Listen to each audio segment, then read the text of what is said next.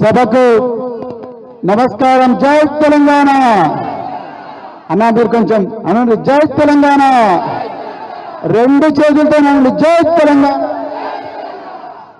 సమయం చాలా తక్కువగా ఉంది కాబట్టి మరి ఈరోజు మన ముఖ్య అతిథి ఈరోజు జైలుకు పంపించాలని రేవంత్ రెడ్డి ప్రతిరోజు ప్రతి నిమిషం కుట్ర పన్నుతున్నా, జైలుకే కాదు ఉరి కంబానికైనా ఎక్కడానికి సిద్ధంగా ఉన్న నా ప్రజల కోసమని ఈరోజు మన కోసం వీరోచిత పోరాటం చేస్తున్న కేటీఆర్ గారు, అదేవిధంగా వేదిక మీద ఉన్న అందరూ కూడా మాజీ మంత్రులు, మాజీ ఎమ్మెల్యేలు, అదేవిధంగా మరి స్థానిక నాయకులు, జడ్పీటీసీలు, ఎంపీటీసీలు, మీడియా మిత్రులు, మరి ముఖ్యంగా ఈరోజు మరి ఇక్కడ షాబాద్ కేంద్రంలో వచ్చిన రైతు సోదరులు, రైతు కూలీ సోదరులు, యువకులందరూ కూడా మరొకసారి జై తెలంగాణ చెప్తూ,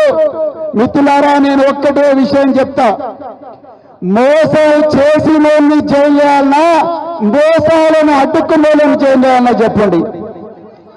మళ్ళీ అడుగుతున్నా, మన ఇంటి గోడకు పొక్క పెట్టి మన ఇళ్లలో అల్మారాలో బంగారం తీసుకుని పోయిన దొంగలను చేయాలన్నా, లేకపోతే మన ఇంటిని కాపాడిన వ్యక్తులను చేయాలన్నా? ఎవరిని చేయాలి? దొంగలను చేయాలి, మోసం చేసినోళ్ళని చేయాలి. కానీ అలా మోసం ఎందుకు చేస్తున్నారు? మా తెలంగాణ ప్రజల ఆస్తిని ఎందుకు కొల్లగొడుతున్నారు? మా రైతుల భూములను ఎందుకు గుంజుకుంటున్నారని అన్నందుకు ఇలా కేటీఆర్ గారి మీద అక్రమంగా కేసులు పెట్టండి రేవంత్ రెడ్డి. ఇది వాస్తవం. మిత్రులారా, తెలంగాణలో ఎట్లా కేసులు అవుతున్నాయన్న విషయం ఒక్క నిమిషం మీకు చెప్పాలి. రోడ్డు మీద నడిస్తే కేసులు. పోయిన వారం ఏసీబీ ఆఫీసు నుంచి తెలంగాణ భవన్ కు రోడ్డు మీద నడుచుకుంటూ వస్తే కేటీఆర్ గారి మీద కేసు పెట్టింది రేవంత్ రెడ్డి ప్రభుత్వం.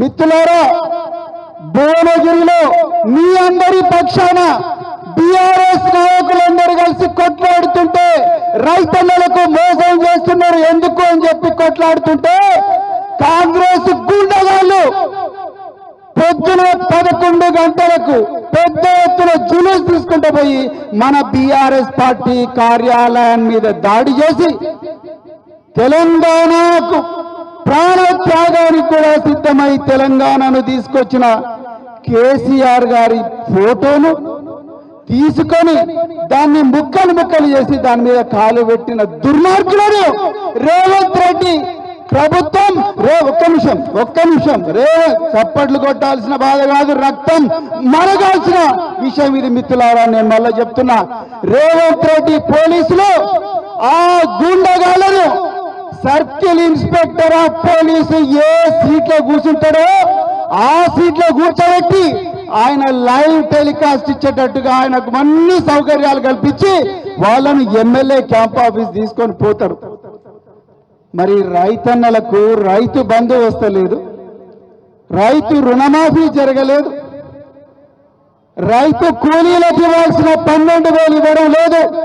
గురుకులాల్లో మా పిల్లలు చదువుకుందామని వస్తే 54 మంది పిల్లలకు విషాహారం ఇచ్చి చంపినరని చెప్పి అడుగుతున్న పార్టీని, అడుగుతున్న సోషల్ మీడియా కార్యకర్తలను, యువకులను రాత్రికి రాత్రే 2 గంటలకు 3 గంటలకు ఇళ్లకు వచ్చి లేపుకొని పోయి జైలుకు పంపించిన దుర్మార్గమైన ప్రభుత్వం ఇవాళ కాంగ్రెస్ ప్రభుత్వం. మిత్రులారా, ఒక్కసారి ఆలోచించండి. 50 లక్షల నోట్ల కట్టలతో రెడ్ హ్యాండెడ్ గా బ్యాగుతో దొరికిన వ్యక్తి జైల్లో ఉండాలి. కానీ అలా మన దురదృష్టం, ముఖ్యమంత్రి అయిండు.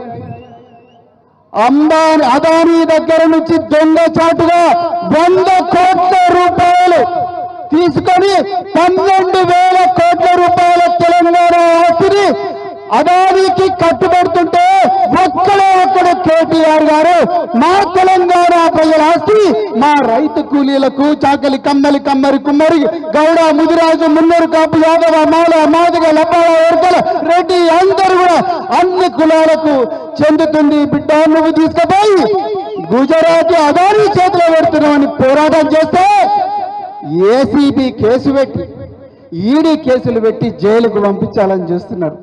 మిత్రులారా, ఇంతకుముందు తమ్ముడు అవినాష్ మాట్లాడిండు, నరేందర్ రెడ్డి గారు మాట్లాడిండు. నరేందర్ రెడ్డి గారు 37 రోజులు జైల్లో ఉన్నాడు. ఆయనను చెర్లపల్లిలో పెట్టిర్రు. మన రైతులను లగచెర్ల రైతులను సంగారెడ్డి జైల్లో పెట్టిర్రు. సంగారెడ్డి జైల్లో హీరియా నాయక్ అనే రైతుకు గుండెపోటు వస్తే అంబులెన్స్ లో పెట్టి డాక్టర్ దగ్గర పంపించి అయ్యా ఒక్కసారి నువ్వు ఇంటికి పో నాయన అంటారు. కానీ రేవంత్ రెడ్డి గుండెపోటు వచ్చిన హీరియా నాయకులు చేతులకు బేడీలు వేసి ఆసుపత్రికి తీసుకుపోయి అక్కడ కూడా మంచానికి బేడీలు వేసి రైతుకు బేడీలు వేసి మంచానికి బందీ చేసిన దుర్మార్గుడు రేవంత్ రెడ్డి. రేవంత్ రెడ్డి జైలు ఉండాలా, కేటీఆర్ జైలు ఉండాలా? గట్టిగా చెప్పండి అమ్మా, మీరు చెప్పండి. లగచెర్లలో హీరాబాయి, దేవబాయి, సుశీల, అదేవిధంగా జ్యోతి 9 నెలల గర్భవతి జ్యోతి తన భూమి కోసం పోరాటం చేసింది. ఆ జ్యోతికి ఒక అన్నగా, ఒక హీరాబాయికి, ఒక దేవబాయికి కొడుకుగా ఈరోజు కేటీఆర్ గారు ఢిల్లీలో వచ్చి మనక్కడ రైతుల కోసం పోరాటం చేస్తే ఈరోజు ఆయనను ఏసీబీ వాళ్ళు పోలీసులు ఈడీ పోలీసులు జైలుకు పంపించాలని చూస్తున్నారు. చివరిగా ఒక్కటే ముచ్చట చెప్తున్నా మిత్రులారా, దొంగతనం చేయాలంటే ముందు దొంగ ఇంటి నుంచి వచ్చి సొమ్ము తీసుకొని పోవాలి, గోడకు రంధ్రం వేయాలి, ఇంట్లోకి రావాలి, తాళం బరగొట్టాలి, అల్మారా తీయాలి, అన్నకెళ్ళి బంగారం వెండి తీసుకొని పోతేనే వాడు దొంగతాడు. అవునా కదా? పోలీసు వాళ్ళు దొంగలు పట్టుకోవాలంటే దొంగ ఇంటికి పోయి అల్మరలో ఉన్న బంగారం ఎక్కడున్నది, వెండి ఎక్కడుంది అడగాలి. అంతేనా కదమ్మా? అవునా కదా? మరి ఇవాళ రేవంత్ రెడ్డి గారు ఏమి కేసు పెట్టిండ్రయ్యా అంటే, కేటీఆర్ గారు ఈ రాష్ట్రంలో 1000 మందికి ఉద్యోగాలు ఇప్పించడానికి లక్షల కోట్ల పెట్టుబడి తీసుకొచ్చి ఈ దేశంలోనే ఒక గొప్ప రాష్ట్రంగా తెలంగాణను తీర్చిదిద్దాలని రాత్రింబాలు ఇప్పుడు కార్లో వస్తుంటే వారు చెప్తున్నారు ఎన్ని కష్టాలు పడ్డారు. ఈ విదేశాలకు పోయి నిద్రలోని రాత్రులమ్మ ఎట్లుంటుందంటే విదేశాలు, ఇక్కడ పొద్దునైతే అక్కడ రాత్రి అవుతుంది, అక్కడ రాత్రి అయితే ఇక్కడ పొద్దునవుతుంది, నిద్ర వస్తుంటది.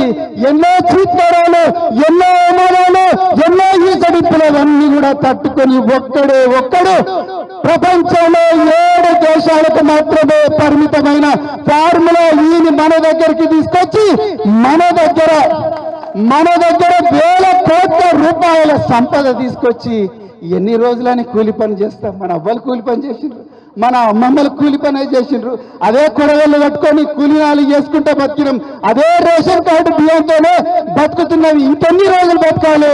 కూరగాయలు బతికిన చేతులు రేపు కంప్యూటర్లతో ఆడుకోవాలి, కార్లను తయారు చేయాలని చెప్పి కేటీఆర్ గారు రాత్రంతా నిద్ర లేకుండా పనిచేస్తే రేవంత్ రెడ్డి ఇలా వారిని జైలుకు పంపించాలంటున్నాడు. ఒక్క పైసా దొరకలేదు, ఒక్క కేసు కూడా పెట్టే పరిస్థితి లేదు. అలాంటి వ్యక్తిని ఈరోజు జైల్లో పంపించాలని చూస్తున్నాడు. నిజంగా ఈ తెలంగాణలో 3.5 కోట్ల మందిని మోసం చేసిన వ్యక్తి ఎవరు? గట్టిగా చెప్పండి, 2 చేతులెత్తి చెప్పండి. అమ్మ సగం మంది ఎత్తుతలేరు అంటే వస్తున్నాయా పైసలు? 2 చేతులెత్తి చెప్పండి. ఎవరు తెలంగాణను మోసం చేసింది? ఎవరు జైల్లో ఉండాలి? తెలంగాణను తీసుకొచ్చిన వ్యక్తి ఎవరు? కేసీఆర్. తెలంగాణను ప్రపంచ పటంలో నిలిపిన వ్యక్తి కేటీఆర్.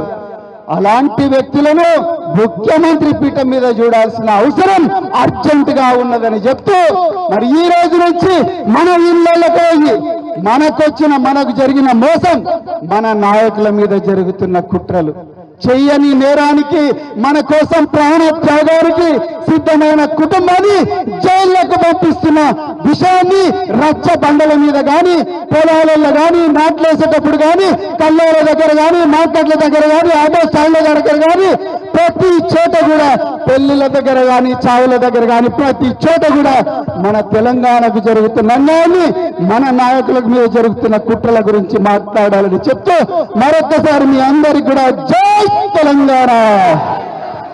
కేటీఆర్ గారి నాయకత్వం, కేసీఆర్ గారి నాయకత్వం, జై తెలంగాణ.